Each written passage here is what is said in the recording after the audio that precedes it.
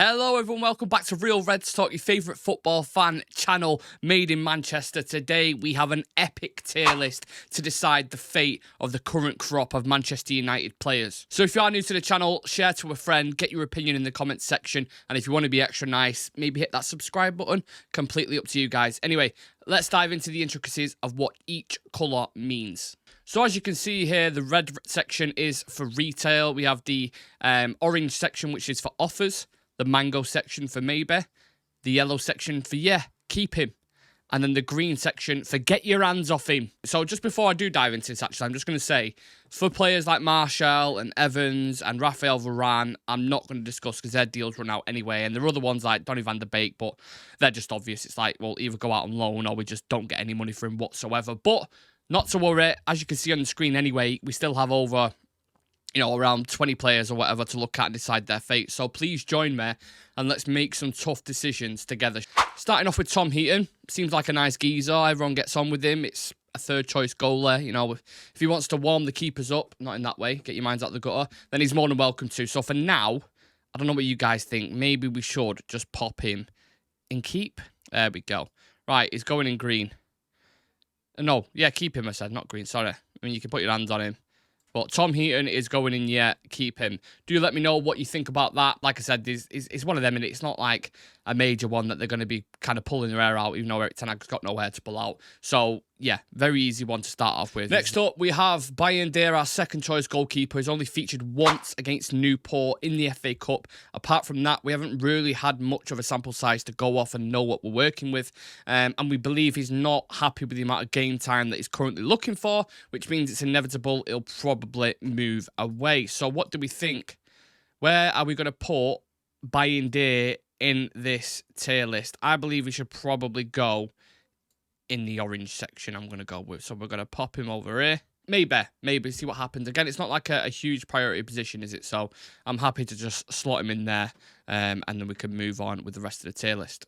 Andre Onana, this is the big one, the main man. Hands down, one of the worst Champions League campaigns you will ever see from a single individual human being. Mistakes against every team almost as well, which trickled through into the league on, the odd occasion, especially in the first half of the season. But the second half of the season has been pretty solid. The first club cobwebs look like they're disappearing, and he's starting to really grow into that shirt. So I would personally stick with him, let him have a stable, consistent back four in front. He's still only 28 years old, which is very young for a goalkeeper. And let's see how he cracks on, next season. At the minute, I'm going to put him in the yellow section, I reckon. There we go. Yellow section. Alongside your goalkeeping friend there, Mr. Heaton, you can let's go up a little bit. You can chill together there like you would in the canteen together. We're getting through this now. Let's have a look at the next one. So, Diego Dalot, someone who is available all the time, works extremely hard, does extra training sessions, improving every season as well. I don't personally see why you wouldn't want to keep him at the club and let him develop even more. Is this a given? For me, he would go in the green section, which is get your bloody hands off him. So let's pop him over there, Diego. Let's get you in that green section there. The first one to go in the green section.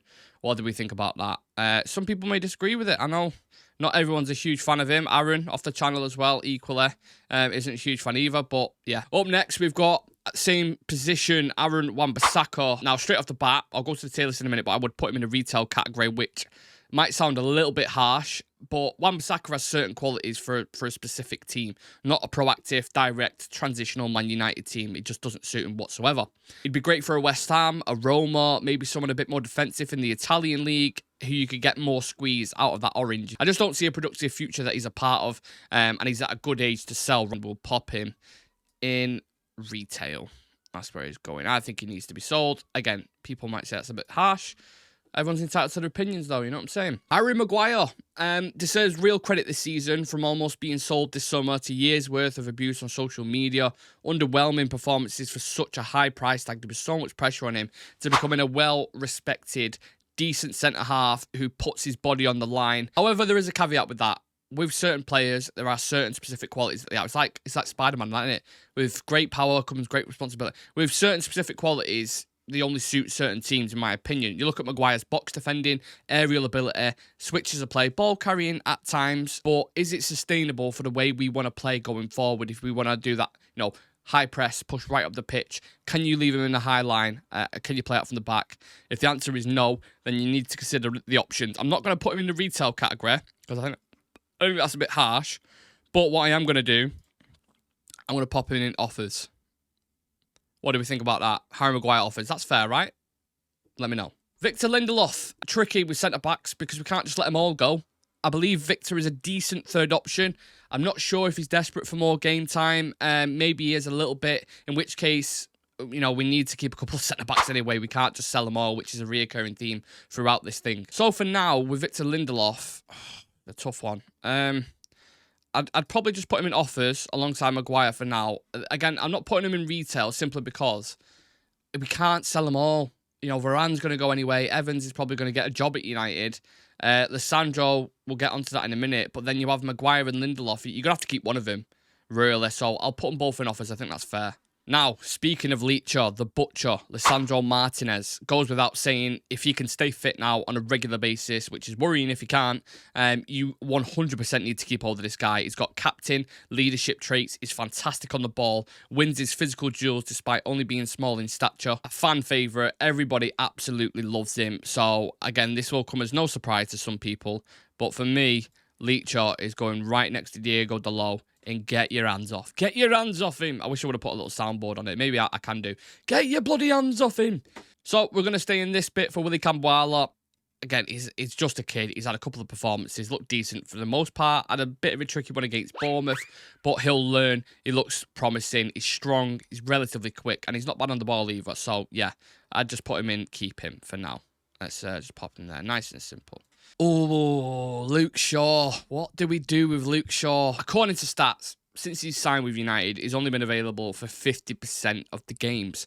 Now, when he's fit and he's firing, he's one of the best left-backs in the world. There's no doubt about that. But I'm sure Chelsea fans will probably tell you the same about Reece James. When he's ready, when he's there, when he's good, he's really, really good. But how often is he there? If they're only available for half the time, is it worth keeping hold of them? That's a genuine question. You think with age as well, the injuries are only going to get progressively worse. Game time is going to go down and down and down. So is it time to cash in on Luke Shaw, one of the most difficult decisions we could make? Right now, this might surprise some people, but I would probably put him in the mango section for maybe. Just maybe. I would love to hear everyone else's opinion on that, though. So please do actually comment about Luke Shaw, because, again, I know it splits opinions, but I'm going to put him in there for now. I might just consider it, but it depends what happens in the summer. Tyrell Malacia. He kind of cleared the conspiracy now that he's, gone missing or something's happened to him. Answers on a postcard for this one, please. I feel so bad for the lad having these kind of multiple setbacks with his knee surgery. His first season, it looked like a coup from Erik ten Hag, 15 million quid. Good in the tackle, tenacious, needs work on the ball, and a little bit of work on his defensive positioning, but I think he actually looked all right. I think as a backup, he's probably fine. We'll have to monitor his fitness again to see how that goes over the summer. But for now, with Tyrell Malacia, what should we do? Let's just pop him in. Keep him for now, I would probably say. But again, let's just see how he does over pre-season, and if he can stay fit, then I'll be all right. I'll be happy to keep him. We've got another one, the big hitter, Casemiro, a man who, both on the eye and statistically, has completely fell off this season. He has a huge wage bill, which is around £350,000 a week, which I'm pretty sure Ineos will be eager to clear. His contract runs out in 2026, I believe, and all signs point towards a straight sale. When thinking about the future of the club, maybe bringing in a younger, more dynamic, physically capable midfielder in place of him, you can deal with the demands. But one thing that is sticking, and I'm a little bit confused about, is the fact that he's a mentor for Kobe, right? He's really important. People don't see that. They only see the player, what he offers. But, in the dressing room, I imagine he's a really important leader. You should never just keep someone for that. But that's why I'll just put him in. I'll put him in offers, I think, for now. Offers. Orange box for offers. Is that fair? Yeah, I think we should listen to offers for Casemiro, definitely. Biscuit legs, Christian Eriksen has his deficiencies. It reminds me very similar to the Juan Mata kind of saga, where it's when he comes on, he's got good quality. You should try him as a 10, and I think we all remember that. Where it's your brain is your biggest asset, but your body can't keep up with it, especially in the Premier League. I think it's time for him to move on. You better leave. leave. Don't waste your 20s on. Well, don't waste your 30s on me in Christian Eriksen's case. But it's time for him to move on. He's clearly unhappy about game time. He's hardly got a sniff in the second half of the season. We've been down to the bare bones. That's the only reason why he's played. And we got him on a free. So there's no strings attached in that sense. And I believe he should probably go alongside Aaron Wan-Bissaka in sell. Let's pop him there. This is going to get interesting anyway. Let's move on to the next one, shall we? Kobbie Mainoo. Absolutely, 100%, no doubt. Keep this kid and let him go like a prestige oak tree. If any other club even thinks about speaking to this agent or whatever it is, bitch slap the fuck out of him and tell him, you know what I'm going to say. Where am I going to put him, lads? Ladies and gentlemen, should I say. Get your hands off him. Get your bloody hands off him and let's pop him in there. Mainoo alongside Leacher and Diego Dalot there. Certainties. Scott McTominay, another one who divides opinion for sure. Generally speaking, I'd be happy to keep him as a squad player.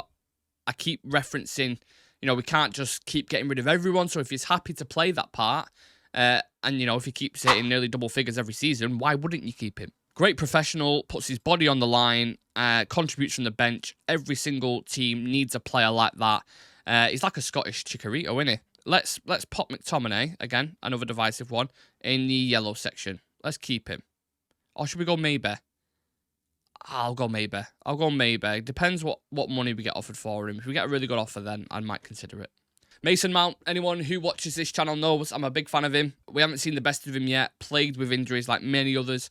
Was bought for a lot of money. Can definitely be an integral cog to whichever system you want to play. And I have faith that he'll be a really important player for us. Now, again, there is a flip side to this, of course, because if he turns out to be another Anthony Martial or Luke Shaw, who's just more injured than they are available, then you have to consider your options. But he's had one season. Like, what are we doing if we're going to sell fucking Mason Mount already? I think that's absolutely ridiculous. But as you can see there, and to continue on for the point, let's just keep hold of him for now. Let's just pop him there, shall we? And I think that's probably fair. Yeah? Do we agree with that? Mason Mount, yeah, keep him. See how he develops. Bruno Fernandes, El Capitino. Again, not perfect, but if you're looking to get rid of him this season, I don't know what to tell you. It gives every fibre of his being for this club. Like I mentioned, he's the captain. He's one of the best creative players in the league when he's on it. He's always available through thick and thin, and we can do much worse things than just keep Bruno in the team. One thing with Bruno that doesn't get mentioned a lot, to be honest, I hope the game time and persistence doesn't catch up with him because he can still be a very important player for us. And who knows, maybe in the next 2 years we could win a league. I don't know. Is that too far? Maybe it is. Bruno, you're going alongside Mainoo and Leacher in the get your hands off him. He's going in that section there. Happy? Amad Diallo, my boy. This is my boy. Orange section for offers. I'm going to put him in. And I'll tell you why right now. This is like letting go of my son for me, you know, so he can go to the other side of the world and you think it's better for him so he can study or whatever analogy you want to use. I think for his career, it'd be best where he goes somewhere where he's appreciated and gets regular minutes like he did against Sunderland. I'm a massive fan. Me personally, I think he's better than Antony. He deserves more game time, but for whatever reason, the manager just doesn't fancy him, the team, and no one can figure out why. No one on the planet. So before I start tearing up, let me just move my son and I'll put him into offers very reluctantly. Speaking of Antony, another one straight in the orange section for me. I'm not going to mess about with this one. Been here for 2 seasons now. Was bought for a lot of dinero. Hasn't lived up to expectations. Has shown glimpses of brilliance, majority last season, which other clubs in Europe may just gamble on, but certainly not for the fee that we bought him for. I would personally put other clubs on notice and see what offers come in. If none are substantial, then let's try work with him. Let's push his development, squeeze every drop we can, and see what we can do. Because at this point, I don't think there'll be many takers for him, so we may just have to keep hold of him. Antony, where's he going? Let's put him in offers. Have to listen to offers for this man if they come in. Again, not sure what price you're going to get for him, but let's keep our ears open and we'll see what happens. But I think he's probably going to stay next season. And we're going to stick with this screen for the next kid. Alejandro Garnacho. Do I need to say any more? I think he's a superstar in the making. Much like Kobbie, get your hands off him, especially Real Madrid if you're creeping around. He's going in the green section along Bruno Fernandes. So right now, definites are Dalot, Leacher, Mainoo, Bruno, Garnacho. Let me know what you think about that. Jadon Sancho. had one really good performance against PSG, and now he's the second coming of Christ. I really don't get it. I don't think he suits the Premier League. I don't think he suits our system. If he keeps performing in Germany, great. Hopefully that'll bring more buyers to the table and rise his price up. And if Dortmund can kind of snuff up the cash from anywhere, even better. I just think, in fairness to the manager, he's tried everything he possibly could with him, every route with Jadon, and the rest is history. So I think it's best if he moves on. And I'm going to put Jadon Sancho in the retail section with Christian Eriksen and Aaron Wan-Bissaka. Mason Greenwood, we know the situation. We don't need to go over old ground. It's more profit from sales. It's pure profit because he's an academy prospect. He's settled in Spain. He's rebuilding his career. I mean, it would make sense to me and the world to put him in the shop window, and he's going in retail alongside Jadon Sancho because I just think it's an absolute PR nightmare to bring this guy back to the club. And if you can get pure profit, great. Rasmus Højlund is going in the green section. Get your hands off him. Only had one season, a very promising striker. It would make zero sense to sell him in the summer. I'd be absolutely astonished if we did.